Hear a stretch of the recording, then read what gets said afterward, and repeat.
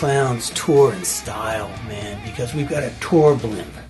I mean, that's so much better than Led Zeppelin. Led Zeppelin had a stupid plane and they stuck their name on the side. And the only thing inside, the only cool thing was a Wurlitzer organ. Really? That's it? Our blimp is amazing. I mean, it's got all these hot tubs, man, and it's got 3 stripper poles. I mean, seriously, Robert Plant, eat your heart out, man, because we got you beat by a mile.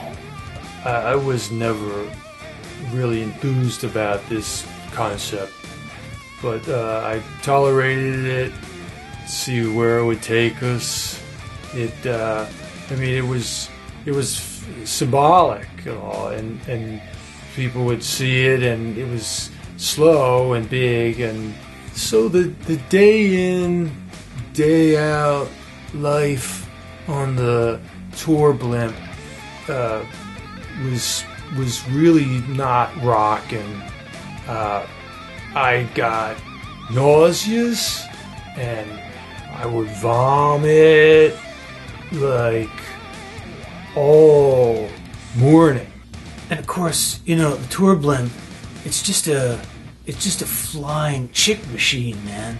I mean, we've always got groupies on there all the time. Everywhere we go, we always bring, you know, a flock of groupies, and it's great. Everything about it is great. Mostly great. I mean, sometimes they get annoying, and sometimes they pick the music on the stereo system. God, that pisses me off. Because I should pick that. I'm the goddamn musician. I mean, I should pick the music, right? But they want to pick the music, and it's usually some band I hate. Come on, seriously? No.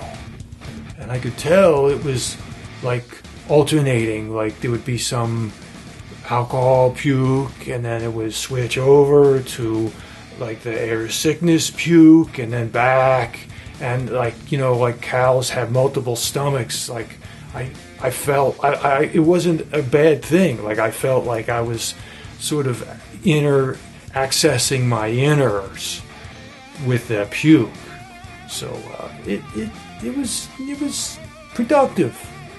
You know, when I'm touring, I have a tendency to drink a lot. Come to think of it, I drink a lot even when I'm not touring. And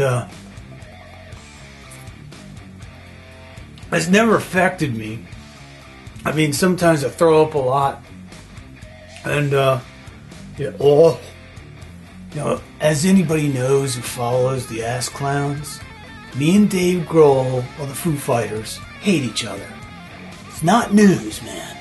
The guy's there's no other way to put it. The guy's kind of a douche.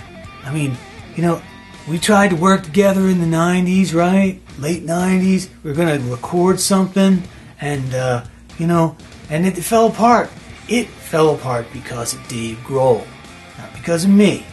There was a point in the day where he would disappear, and we figured out later he was tampering with our vehicles, and we didn't figure it out until the ride home when we didn't have any brakes. So we would hit an embankment and think, Dave Grohl. So we paid a big price, and it wasn't counterproductive. You know, the guy's so conceited. You know, if you go up and ask him if he knows Lars Gunblade, he'll say he has no idea who I am. I mean, that's pathetic. I mean, the Ass Clowns are so much better than they are anyway. I mean, we're still performing. They decided to take a break and retire. Are they retired? They taking a break? What's the deal? We're still out rocking and rolling, man. So you tell me, who lives with the spirit of rock and roll? The Ass Clowns or the Foo Fighters? Ass Clowns. No contest, man.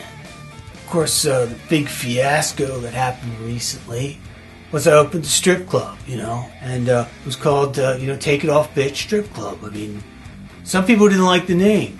Thought it seemed perfectly appropriate. You know, we got into big trouble. You know, there was that whole thing with Vast the second night. You know, him getting it on with that one stripper there. What was her name? Yeah, they decided to get it on in the dining area on one of the tables. I mean, seemed kind of normal to me. We do that on the blimp all the time. It's really no big deal.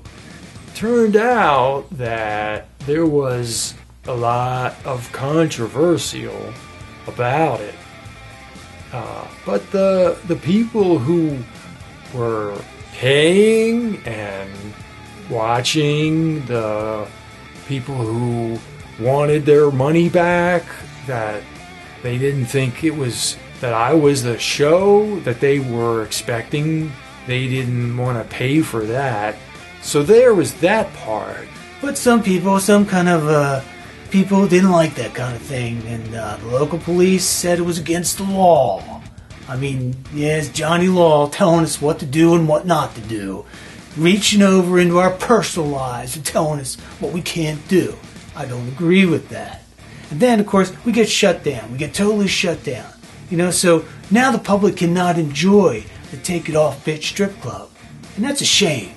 In the long run, the club, people are going to talk about the club and the carryings on and the times that we gave away the kind of door prizes, and because who would give away beef slices for a door prize? Nobody would do that, and nobody ever will.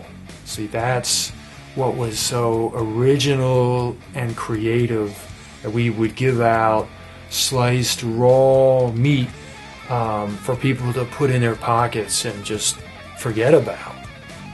I met a great girl there, a stripper, Cherry Bomb. She was great. We took her on the blimp. She's on tour with us now.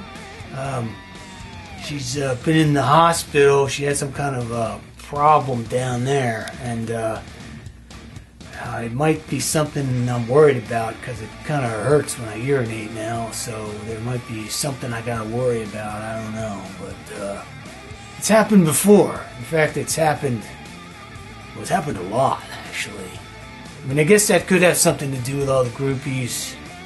I mean, I guess there's a relationship between the two. I don't know.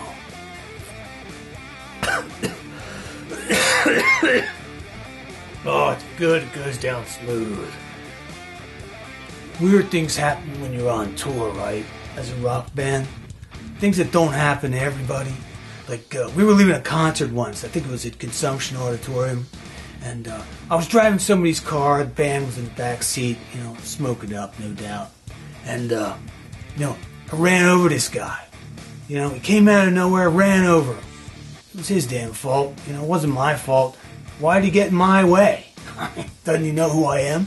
And I could hear him screaming on the ground. And I thought, oh man, if he starts talking to the cops, I'm freaking toast. So I backed up over him like 3, 4, 5 times just to make sure the job was done. He didn't make any more noise after that, so I assume he checked out. And, so I kept driving, and I kept thinking, man, that guy pissed me off. He screwed up my whole night. And not to mention, he screwed up the alignment on the car. The guy I borrowed the car from was pissed. I think the axle was busted too. I mean, all because of this guy had to go out and walk in front of the car. And I'm thinking, that's not my fault. I'm not going to feel guilty about killing this guy. Why should I? It was his problem, not mine. So I'm moving on with my life. I'm moving on because I'm a rock star and I got a responsibility to rock for the people, not show up in court because I might have killed some guy. So, hey, I'm Lars Gunblade. I'm beyond the law, just like Bob Geldof.